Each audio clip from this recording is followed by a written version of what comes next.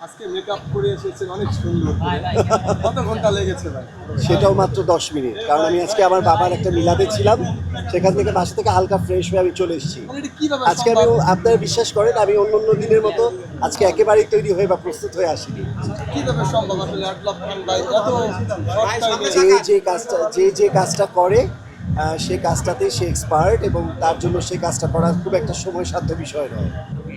ড্রেসটা বানিয়েছেন কোথা থেকে? মাত্র একদিনের মধ্যে বানিয়েছি। আপনি নিজেই বানিয়েছেন? জি জি জি। ও আচ্ছা, নাইস। কিন্তু এত সুন্দর একটা জিনিস- আপনাদের ভালো লেগেছে? ভালো লাগলেই আমার কষ্ট সার্থক। আচ্ছা, আপনি এত ড্রেস পরে থাকেন, এই ড্রেসগুলা আপনি পরবর্তী কি করেন?